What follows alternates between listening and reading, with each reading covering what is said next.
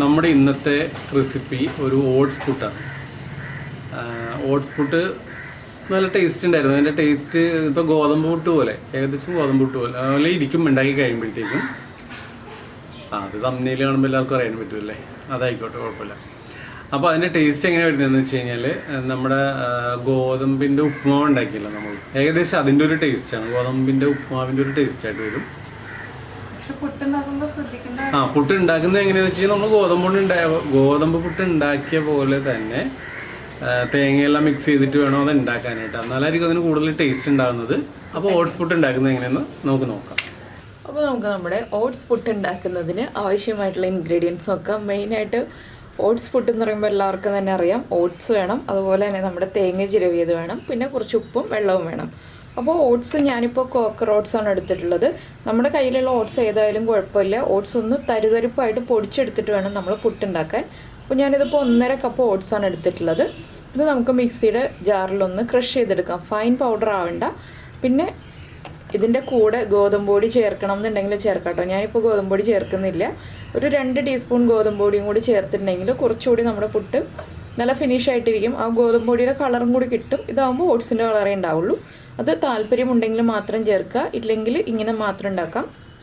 അപ്പോൾ ഞാൻ ആദ്യം ഈ ഓട്സ് ഒന്ന് പൊടിച്ചെടുക്കട്ടെ. അപ്പോൾ നമ്മൾ ഈ ഓട്സ് പുട്ട് ഉണ്ടാക്കുമ്പോൾ ശ്രദ്ധിക്കേണ്ട ഒരു കാര്യം എന്താണെന്ന് വെച്ചാൽ, നമ്മൾ ഓട്സ് പൊടിക്കാൻ എടുക്കുന്ന മിക്സിയുടെ ജാറിൽ ഒട്ടും തന്നെ വെള്ളം ഇല്ലാതെ വേണം പൊടിച്ചെടുക്കാനായിട്ട്. മിക്സിയുടെ ജാറിൽ വെള്ളം ഉണ്ടെന്നുണ്ടെങ്കിൽ ഓട്സ് കറക്റ്റായിട്ട് പൊടിഞ്ഞ് കിട്ടില്ല, ഇടയ്ക്കിടയ്ക്ക് ഒട്ടിപ്പിടിച്ച് അങ്ങനെ ഇരിക്കും. അപ്പോൾ മിക്സിയുടെ ജാറൊന്ന് നന്നായിട്ട് തുടച്ചതിന് ശേഷം പൊടിക്കുക. ഞാനിപ്പോൾ വലിയ ജാറാണ് എടുത്തിട്ടുള്ളത്, ഒരുമിച്ച് തന്നെ പൊടിച്ചെടുക്കാൻ വേണ്ടിയിട്ട്.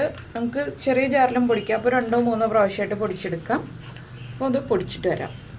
അപ്പോൾ നമ്മൾ ഓട്സ് പൊടിച്ചെടുത്തു. ഓട്സ് പൊടിക്കുമ്പോൾ ശ്രദ്ധിക്കേണ്ട ഒരു കാര്യം എന്താണെന്ന് വെച്ചാൽ, നമ്മൾ വിപ്പ് ചെയ്യുന്ന സൈഡ് ഉണ്ടല്ലോ, സാധാരണ മിക്സിയിൽ അരയ്ക്കുന്നതിൻ്റെ നേരെ ഓപ്പോസിറ്റ് സൈഡിലേക്ക് വേണം നമ്മളൊന്ന് മിക്സിയുടെ നോബ് കറക്കാനായിട്ട്. വിപ്പ് ചെയ്യുക, അല്ലെങ്കിൽ ജസ്റ്റ് ഓപ്പോസിറ്റ് ഡയറക്ഷനിൽ കറക്കുക. അപ്പോൾ കറക്റ്റായിട്ട് പൊടിഞ്ഞ് കിട്ടും. ഒരു 4-5 പ്രാവശ്യം അതുപോലെ ചെയ്തിട്ടുണ്ടെങ്കിൽ. ഇത് കണ്ടോ, ഇപ്പോൾ ചെറിയ തരികളോട് കൂടിയിട്ടുള്ള പൊടിയാണ്, ഫൈനായിട്ട് പൊടിഞ്ഞിട്ടില്ല. ഇനി ഇതിലേക്ക് നമുക്ക് ആവശ്യത്തിന് ഉപ്പ് ചേർക്കാം. ഉപ്പ് ചേർത്ത് ഒന്ന് മിക്സ് ചെയ്തതിന് ശേഷം നമുക്ക് കുറച്ചായിട്ട് വെള്ളം ചേർത്ത് മിക്സ് ചെയ്യാം. അപ്പോൾ കയ്യിൽ ഒട്ടി പിടിക്കും, ഓട്സ് ആണ്, അതുകൊണ്ട് തന്നെ പേടിക്കേണ്ട. കയ്യിൽ ഒട്ടി പിടിക്കുന്നത് എന്തുകൊണ്ടാണിത് ഞാൻ വെള്ളം ചേർത്ത് കൂടിപ്പോയിട്ടാണോ എന്നുള്ള പേടിയൊന്നും വേണ്ട. പിന്നെ തേങ്ങ ഇതിലേക്ക് ചേർക്കുന്നത് നിങ്ങളുടെ ഇഷ്ടമാണ് കേട്ടോ. എന്താണെന്ന് വെച്ചാൽ ചില ആളുകൾ ഹെൽത്ത് വൈസ് നോക്കുമ്പോൾ ഒരുപാട് തേങ്ങ ചേർക്കില്ല. അപ്പോൾ ഞാൻ ഇടയ്ക്ക് തേങ്ങ ചേർക്കുന്നുണ്ട്, അതുപോലെ തന്നെ ഈ പൊടിയിലും മിക്സ് ചെയ്യുന്നുണ്ട് തേങ്ങ ചേർത്തിട്ട്. അത് ടേസ്റ്റോട് കൂടി കഴിക്കാൻ വേണ്ടിയിട്ടാണ്.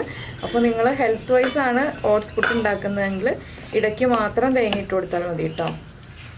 ടേസ്റ്റ് വൈസ് ആണെങ്കിൽ മാത്രം നമ്മൾ ഗോതമ്പ് പുട്ടൊക്കെ ഉണ്ടാക്കുന്ന പോലെ തേങ്ങ ഇട്ട് കൊടുക്കുക. കുറച്ചായിട്ട് വെള്ളം ഒഴിക്കുക, ഒരുമിച്ച് തന്നെ ഒഴിക്കരുത്, കട്ടിയായി പോകും അങ്ങോട്ട്. ഈ സമയത്താണ് നമ്മൾ ഗോതമ്പ് പൊടി ചേർക്കുന്നുണ്ടെങ്കിൽ ഒരു 2 ടീസ്പൂൺ ഗോതമ്പ് പൊടി ചേർക്കേണ്ടത്. വേണ്ടത് നല്ല കട്ടിയായിട്ട് തന്നെ വരും കേട്ടോ ഇതുപോലെ. അപ്പോൾ നമ്മൾ ഗോതമ്പ് പുട്ട് ഉണ്ടാക്കുമ്പോൾ ഇതിന് മുന്നേ ഞാൻ പറഞ്ഞിട്ടുണ്ടായിരുന്നു, ഇതുപോലെ ഇങ്ങനെ പിടിക്കുമ്പോൾ പൊടിഞ്ഞു പോവാതെ വരണം. അതാണ് നമ്മുടെ പുട്ടുപൊടിയുടെ നനവിൻ്റെ കണക്ക്. ഗോതമ്പ് പുട്ടായാലും അരിപ്പുട്ടായാലും ഓട്സ് പുട്ടായാലും എല്ലാ പുട്ടിൻ്റെയും പൊടിയായാലും നമ്മളിങ്ങനെ പിടിക്കുമ്പോൾ പൊടിഞ്ഞു പോവാതെ ഇങ്ങനെ കിട്ടണം, പൊടിഞ്ഞു പോകരുത്. അപ്പോഴേ വെള്ളത്തിൻ്റെ അളവ് കറക്റ്റ് ആവുള്ളൂ. ഇല്ലെങ്കിൽ നമ്മൾ പുട്ടുണ്ടാക്കി കഴിയുമ്പോൾ പൊടിഞ്ഞു പോകും, വെള്ളത്തിൻ്റെ അളവ് കുറവാണെന്നുണ്ടെങ്കിൽ. പുട്ട് കുക്കാവും, പക്ഷെ നമ്മൾ പുട്ട് കുത്തി കഴിയുമ്പോൾ പൊടിഞ്ഞു വീഴും. അപ്പോൾ തേങ്ങ ഇത് മുഴുവൻ ചേർക്കില്ല കേട്ടോ, ഞാൻ കുറച്ച് തേങ്ങ എടുത്ത് വെച്ചു എന്നേ ഉള്ളൂ. തേങ്ങ നമുക്ക് ആവശ്യത്തിനനുസരിച്ച് ചേർത്താൽ മതി. അത് ഓരോരുത്തരുടെ ഇഷ്ടമാണ് എത്ര തേങ്ങ വേണം എന്നുള്ളത്. കണ്ടോ, ആയിട്ടില്ല, ഒന്നുകൂടി വെള്ളം ചേർക്കണം. പിന്നെ ഇതിൽ വെള്ളം കൂടിപ്പോയി എന്ന് വെച്ചാൽ നമുക്ക് പേടിക്കാനില്ല. കുറച്ച് ഓട്സ് പൊടി ചേർത്തിട്ടുണ്ടെങ്കിൽ വെള്ളത്തിൻ്റെ അളവ് നമുക്ക് കറക്റ്റ് ചെയ്യാവുന്നതേ ഉള്ളൂ. അതുകൊണ്ട് വെള്ളം കൂടിപ്പോയാലും കുഴപ്പമില്ല, അല്ലെങ്കിൽ ഗോതമ്പ് പൊടി തന്നെ ചേർക്കാം വെള്ളം കൂടിയെന്നുണ്ടെങ്കിൽ. അപ്പോൾ ഇതാ നമ്മളിങ്ങനെ പിടിക്കുമ്പോൾ കറക്റ്റായിട്ട് വരുന്നുണ്ട്, നമ്മുടെ വെള്ളത്തിൻ്റെ അളവ് കറക്റ്റായി. ഇനി നമുക്കിത് വീണ്ടും മിക്സിയിലിട്ടൊന്ന് വിപ്പ് ചെയ്തെടുക്കാം. അപ്പോഴേ പൊടിയായിട്ട് കിട്ടുള്ളൂ പുട്ട്. മിക്സിയുടെ ജാറിലേക്ക് തന്നെ നമുക്ക് മാറ്റാം.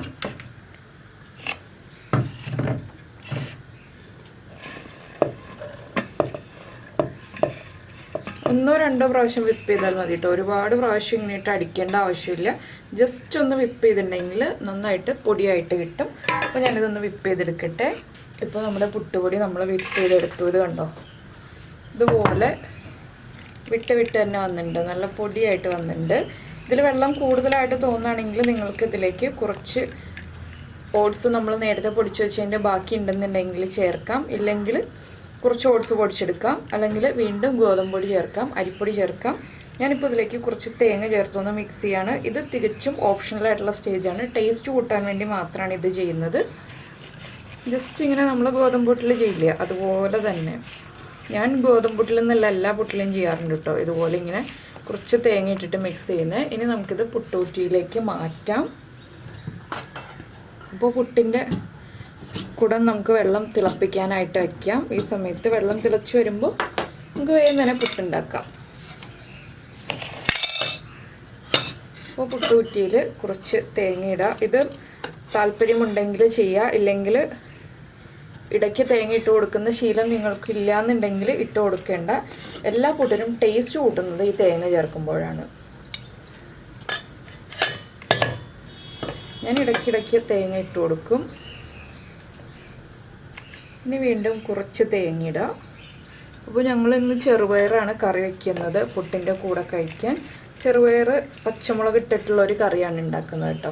അപ്പോൾ അതിൻ്റെ റെസിപ്പി എന്ന് പറയാനൊന്നുമില്ല. നമ്മുടെ ചെറുപയറിലേക്ക് പച്ചമുളകും വേപ്പിലയും ചേർത്ത് കുറച്ച് മഞ്ഞൾപ്പൊടി ഉപ്പും ചേർത്ത് വേവിക്കുക. അതിലേക്ക് അതൊന്ന് കുക്കായി കഴിയുമ്പോൾ കുറച്ച് ഉള്ളി എണ്ണയിൽ കടുക് വറുക്കുക. അതിലേക്ക് ഉള്ളിയും കൂടി ചതച്ചതിട്ടിട്ട് ഒന്ന് ഗ്രേവി ആക്കി എടുക്കുക. മുളക് പൊടി ഒന്നും ചേർക്കേണ്ട. അങ്ങനത്തെ ഒരു വളരെ സിമ്പിളായിട്ടുള്ള കറിയാണ് ഇന്ന് ഉണ്ടാക്കുന്നത്. അപ്പോൾ ഞാൻ ഈ എടുക്കുന്ന പുട്ടുകുറ്റിയിലാണെങ്കിൽ ഒരു 1.25 കഷ്ണം പുട്ടുണ്ടാവുള്ളൂ കേട്ടോ. 1.5 കപ്പ് പൊടി എടുക്കുമ്പോൾ ഞാൻ വേറെ പൊടികളൊന്നും ചേർത്തിട്ടില്ല. അപ്പോൾ നമുക്കിതിനി കുക്ക് ചെയ്യാൻ വയ്ക്കാം.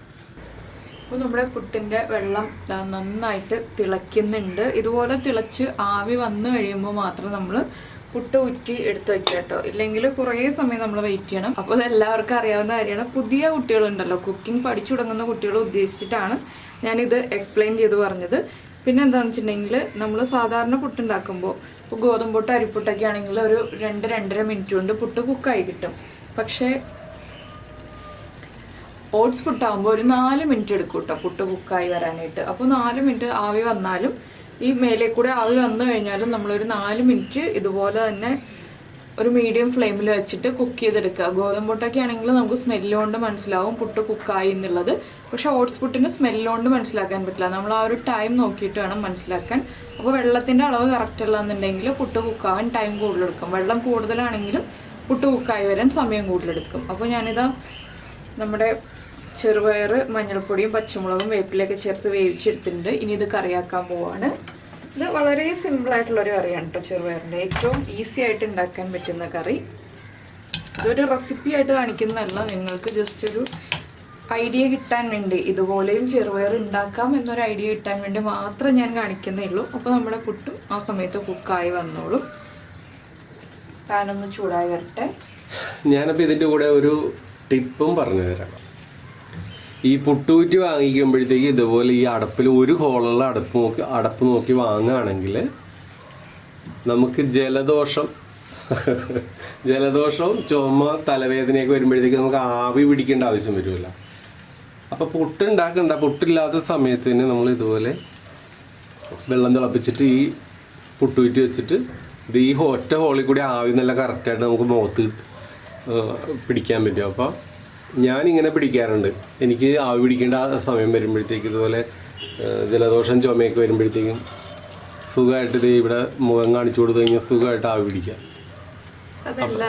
അപ്പോൾ ആ ടിപ്പ് എല്ലാവർക്കും യൂസ്ഫുൾ ആയിരിക്കും എന്ന് വിചാരിക്കുന്നു. ഒന്ന് ട്രൈ ചെയ്ത് നോക്കി. ഇതാ നമ്മുടെ കടുക് പൊട്ടി തുടങ്ങുന്നുണ്ട്. ഇതിലേക്ക് മുളക് പൊടി ചേർക്കാൻ താല്പര്യമുള്ളവർക്ക് ചേർക്കാം കേട്ടോ. ഞങ്ങളിപ്പോൾ പച്ചമുളക് ചേർത്ത് ചെറുപയർ വേവിച്ചതുകൊണ്ട് മുളക് പൊടി ചേർക്കുന്നില്ല. എപ്പോഴും നമ്മൾ മുളക് പൊടി ചേർത്തിട്ടല്ലേ കറികൾ ഉണ്ടാക്കുക. ഇതൊരു ചേഞ്ച് ആയിട്ട് മുളക് പൊടി ഇല്ലാതെയുള്ള കറിയാണ്. അപ്പോൾ കാണാനൊരു യെല്ലോ ഷെയ്ഡായിരിക്കും എന്ന് മാത്രമേ ഉള്ളൂ. മഞ്ഞൾപ്പൊടിയുടെ കളറായിരിക്കും. കടുക് പൊട്ടിക്കഴിഞ്ഞു. നമുക്ക് ഉള്ളി ചേർക്കാം.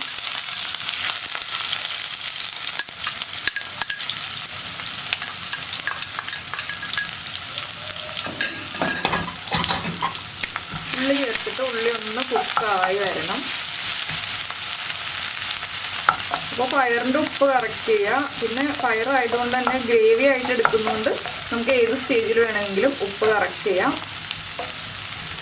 അപ്പോൾ ഇതിൻ്റെ കൂടെ ഇന്ന് ഏത്തപ്പഴമുണ്ട്, ഗ്രീൻ ടീ ഉണ്ട്, ബ്ലാക്ക് കോഫി ഉണ്ട്.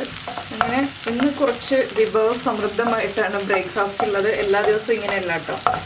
എല്ലാ ദിവസവും ചിലപ്പോൾ പുട്ടും പഴവും മാത്രമേ ഉണ്ടാവുള്ളൂ, പുട്ടിൻ്റെ കൂടെ കറി ഉണ്ടാവില്ല. ചില ദിവസങ്ങളിൽ പുട്ടും, ഇപ്പോൾ കടലയൊക്കെ ആണെങ്കിൽ പപ്പടം ഉണ്ടാവും. അങ്ങനെ ഓരോ കോമ്പിനേഷനിലാണ് നമ്മൾ കറികൾ ഉണ്ടാക്കുക, ബ്രേക്ക്ഫാസ്റ്റ് ഉണ്ടാക്കുക.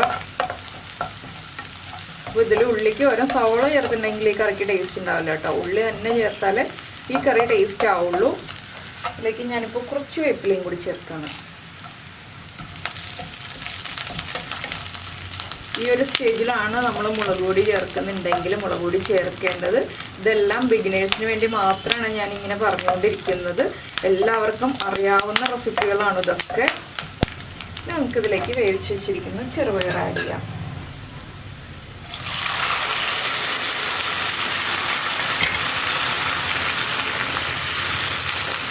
ചെറുപയർ ഞാൻ ഒരു തലേ ദിവസം വെള്ളത്തിലിട്ടിട്ട് എടുത്തതാണ്. അതുകൊണ്ട് തന്നെ നന്നായിട്ട് കുഴഞ്ഞ് നന്നായിട്ട് വെന്തിട്ടുണ്ട്. മുള വന്ന് തുടങ്ങിയ പയറാണ്, അതാണ് ഇങ്ങനെ കുഴഞ്ഞിരിക്കുന്നത്. ഇത് കുറച്ച് കുഴഞ്ഞിരിക്കുന്ന രീതിയിലാണ് ഇതിന് ടേസ്റ്റ് ഉണ്ടാവുക. ഇങ്ങനത്തെ കറികളൊക്കെ ആകുമ്പോൾ നമ്മൾ മുളക് പൊടി ചേർത്തിട്ടുള്ളതാകുമ്പോൾ കുറച്ച് കുഴയാതെ വേവുന്നതാണ് ടേസ്റ്റ്. അപ്പോൾ ഇതിൻ്റെ ഉപ്പ് കറക്റ്റ് ചെയ്യുക. ഇത്രയേ ഉള്ളൂ, നമ്മുടെ ചെറുപയർ കറി റെഡിയായി. ഇനി പുട്ടും കൂടി ആയിട്ടുണ്ടെങ്കിൽ നമുക്ക് കഴിക്കാം. ഇപ്പോൾ നമ്മുടെ പുട്ട് കുക്കിയാൻ വെച്ചിട്ട് ഒരു 4 മിനിറ്റ് ആയിട്ടോ. ഞാൻ ഇനി എടുത്തിട്ട് പുട്ട് കുത്താൻ പോവാണ്. ഇതിന് ശേഷം ബാക്കി കുറച്ച് പുട്ടുപൊടിയും കൂടി ഉണ്ട്, അതും കൂടി നമുക്ക് പുട്ടാക്കി എടുക്കാം. അപ്പോൾ നമ്മുടെ പുട്ട് നമ്മൾ ചൂടോടുകൂടി തന്നെ കഴിക്കുക കേട്ടോ. അപ്പോൾ ചൂടോടുകൂടി തന്നെ പുട്ട് കുത്തിയെടുക്കുക.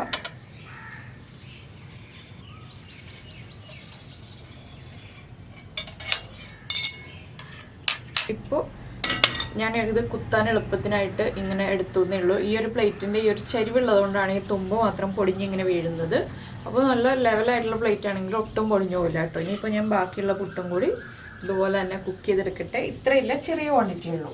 അപ്പോൾ നമ്മുടെ പുട്ടും പഴവും പയറുകറിയും എല്ലാം റെഡിയായി. ഞാൻ എന്താ ഇപ്പോൾ പുട്ടും പയറുകറിയും ചേർത്ത് കഴിക്കാൻ പോവാണ്. രണ്ടും നല്ല ചൂടാണ്, അപ്പോൾ കുറച്ചേ കഴിക്കുന്നുള്ളൂ. പപ്പടവും കൂടി ഉണ്ടെങ്കിൽ കുറച്ചും കൂടി നല്ലൊരു കോമ്പിനേഷനാണ്. അപ്പോൾ പപ്പടം ഇല്ലാത്തതുകൊണ്ട് നമുക്ക് പഴമൊക്കെ കൊണ്ട് അഡ്ജസ്റ്റ് ചെയ്യാം. അപ്പോൾ നല്ല ടേസ്റ്റി ആയിട്ടുള്ള ഹെൽത്തി ആയിട്ടുള്ള ബ്രേക്ക്ഫാസ്റ്റ് ആണ്. എന്താണെന്ന് വെച്ചാൽ നമ്മുടെ ഗോതമ്പുട്ടില്ലേ, ഗോതമ്പുട്ടിൻ്റെ വീഡിയോ കണ്ടിട്ടുള്ളവർക്ക് എല്ലാവർക്കും അറിയാം. നമ്മുടെ സോഫ്റ്റ് ഗോതമ്പുട്ട്, അത് ഉണ്ടാക്കി കഴിച്ചിട്ടുള്ളവർക്കും അറിയാം നല്ല സോഫ്റ്റാണ് പുട്ടെന്നുള്ളത്. അതുപോലെ തന്നെ സോഫ്റ്റാണ് ഈ ഓട്സ് പുട്ട്. ഓട്സ് പൊടിക്കാതെ ഉണ്ടാക്കിയിട്ടുണ്ടെങ്കിൽ ഈ സോഫ്റ്റ്നെസ് ഉണ്ടാവില്ല കേട്ടോ. ഓട്സ് പൊടിച്ചിട്ട് ഇതുപോലെ ഉണ്ടാക്കിയിട്ടുണ്ടെങ്കിൽ നല്ല സോഫ്റ്റ് ആയിട്ടുള്ള പുട്ടാണ്. പിന്നെ ഹെൽത്തി എന്ന് ഞാൻ പറഞ്ഞത് ഓട്സ് ഫൈബർ റിച്ച് ആണ്. കൂടെ ഉള്ളത് ചെറുപയറാണ്. ചെറുപയർ പ്രോട്ടീൻ റിച്ച് ആണ്. അപ്പോൾ മുളപ്പിച്ച ചെറുപയറും ഓട്സും പഴവും കൂടി ആകുമ്പോൾ ഒരു കംപ്ലീറ്റ് മീലാണ്. ബ്രേക്ക്ഫാസ്റ്റിന് വളരെ നല്ലൊരു റെസിപ്പിയാണിത്. അപ്പോൾ എന്തായാലും എല്ലാവരും ഒന്ന് ട്രൈ ചെയ്ത് നോക്കൂ. ഞാൻ പുട്ട് കഴിക്കട്ടെ. ഇത് മുഴുവൻ ഞാൻ കഴിക്കില്ല കേട്ടോ, ഞങ്ങൾക്ക് 2 പേർക്കും കൂടി ഉള്ള പുട്ടാണിത്. അപ്പോൾ ഞാൻ ചെറിയൊരു ക്വാണ്ടിറ്റിയാണ് കഴിക്കുന്നത്. എന്താണെന്ന് വെച്ചാൽ നമുക്ക് ഇത്രയും ക്വാണ്ടിറ്റി ഫുഡ് കഴിക്കാൻ പറ്റില്ല. ചെറിയൊരു ക്വാണ്ടിറ്റി ആണെങ്കിലും അത് ഹെൽത്തി ആയിട്ട് കഴിക്കുകയാണെങ്കിൽ ഏറ്റവും നല്ലതാണ്.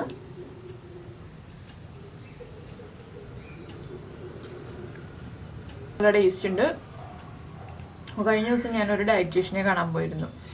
അപ്പോൾ ആ ഡോക്ടറാണ് പറഞ്ഞത് രാവിലെ നമ്മൾ ഫൈബർ റിച്ച് ആയിട്ടുള്ള അതുപോലെ തന്നെ പ്രോട്ടീനും കൂടുതലുള്ള ഫുഡ് കഴിക്കുക ബ്രേക്ക്ഫാസ്റ്റിന്. ബാക്കിയുള്ളതിലൊക്കെ പ്രോട്ടീനും ഫൈബറും വേണമെന്നുണ്ടെങ്കിലും ലഞ്ചിലും ഡിന്നറിലൊക്കെ പ്രോട്ടീനും ഫൈബറും കൂടുതൽ വേണമെന്നുണ്ടെങ്കിലും ബ്രേക്ക്ഫാസ്റ്റിന് മസ്റ്റായിട്ടും കഴിച്ചിരിക്കണം എന്നാണ് പറഞ്ഞത്. അത് വെയിറ്റ് കുറയ്ക്കുന്ന ആളുകൾക്കാണെങ്കിലും ഹെൽത്ത്, ഇപ്പോൾ ജിമ്മിലൊക്കെ പോകുന്ന ആളുകൾക്കാണെങ്കിലും എല്ലാവർക്കും. ഇപ്പോൾ ജിമ്മിലൊക്കെ പോകുന്നുണ്ടെങ്കിൽ ഇതിൻ്റെ കൂടെ ഒരു 2 എഗ് വൈറ്റും കൂടി ചേർത്ത് കഴിച്ചിട്ടുണ്ടെങ്കിൽ നല്ലതാണ്. അപ്പോൾ എന്തായാലും എല്ലാവർക്കും ഈ ഒരു റെസിപ്പി ഇഷ്ടപ്പെട്ടു എന്ന് വിചാരിക്കുന്നു. ഇഷ്ടമായിട്ടുണ്ടെങ്കിൽ മറക്കാതെ നമ്മുടെ വീഡിയോ ഒന്ന് ലൈക്ക് ചെയ്യുക. അതുപോലെ തന്നെ നിങ്ങൾക്ക് ഇഷ്ടമായോ ഇല്ലയോ എന്നുള്ള അഭിപ്രായം നമ്മുടെ വീഡിയോയുടെ താഴെ നിന്ന് കമൻറ്റ് ചെയ്യുക. അപ്പോൾ നമുക്ക് നമ്മുടെ അടുത്തൊരു റെസിപ്പിയുമായിട്ട് അടുത്ത ദിവസം വീണ്ടും കാണാം. പിന്നെ നിങ്ങൾക്ക് ഇതുപോലെ ഓട്സിൻ്റെ റെസിപ്പികളൊക്കെ വേണമെന്നുണ്ടെങ്കിൽ ഒന്ന് കമൻറ്റ് ചെയ്യാം കേട്ടോ. അപ്പോൾ നമുക്ക് ഓട്സിൻ്റെ റെസിപ്പികൾ കൂടുതലായിട്ട് ചെയ്യാം.